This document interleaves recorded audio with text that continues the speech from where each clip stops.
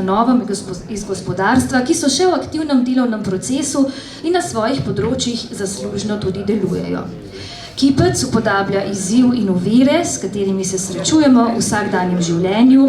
No, skulpturo so izdelali oblikovalci svetovno znane steklarne Rogaška v Sloveniji, ki se je na tem mestu tudi prisrčno zahvaljujemo za izdelavo tega priznanja.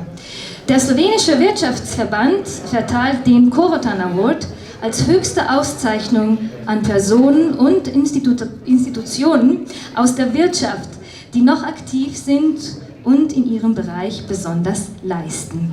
Die Skulptur stellt die Herausforderungen und Hindernisse dar, mit denen wir in unserem täglichen Leben konfrontiert sind.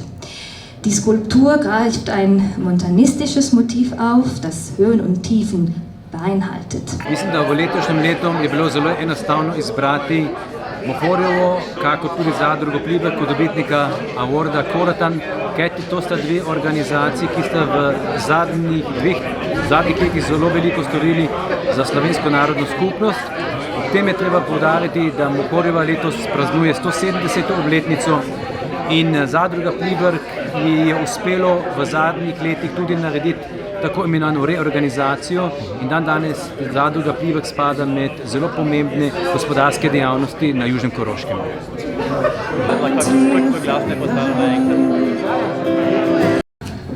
Prvo priznanje gre letos v roke zadrugi Pliberk.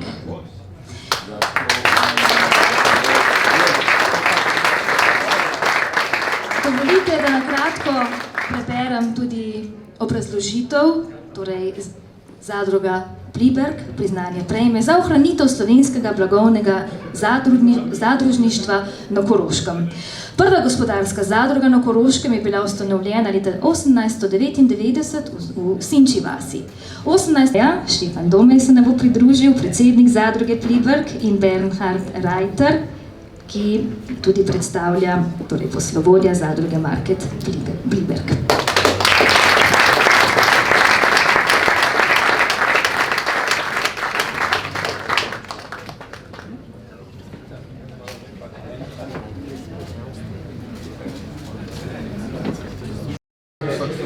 Also der Korotan Award ist, glaube ich, die beste Auszeichnung, die man bekommen kann, die größte Wertschätzung für das, was wir in den letzten Jahren geleistet haben. Wir haben in den letzten Jahren das Unternehmen eigentlich komplett umgekrempelt, von der Organisationsstruktur her, von der vertrieblichen Struktur, von der Eigentümerstruktur her. Haben sehr innovative Konzepte und setzen bewusst auf das Thema Zweisprachigkeit, auf das Thema Regionalität. Und das ist in unserer DNA, das gehört zu unserer Firmenstrategie dazu und sind damit sehr, sehr gut gefahren. Die Leute nehmen das an, Zweisprachigkeit wird immer mehr geschätzt, Regionalität wird geschätzt. Ja.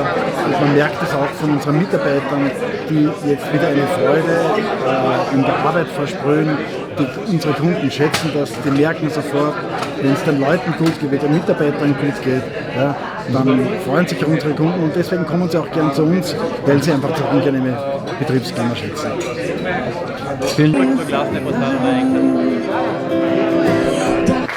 In to v tem prav posebnem letu za družbo, namreč ob 170. obletnici in za vzgojno-izobraževalno delo, ohranjevanje dvojezične jezikovne podobe Koroške ter uspešno združevanje tradicije in inovacije na Koroškem. Direktor Mohorjeve družbe in pa gospod Karl Hren, prav tako direktor Mohorjeve družbe.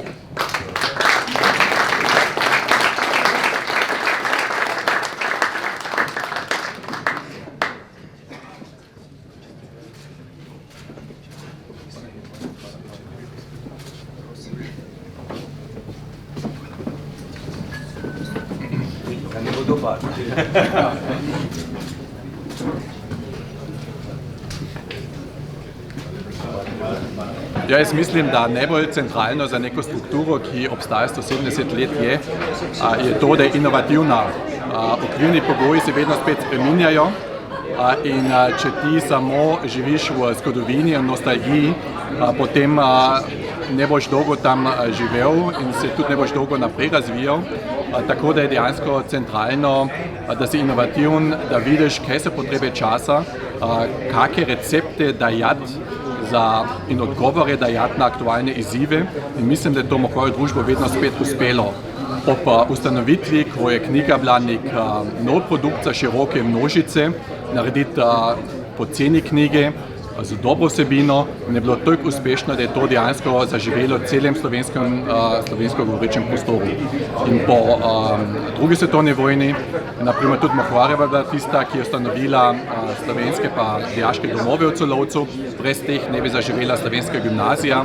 In 1989 slovenska oziroma dvojezična ljudska šola v Celovcu, tudi to je bilo zelo pomembno, ker je to bila prva dvojezična šola na ravni ljudskih šol v Celovcu sploh.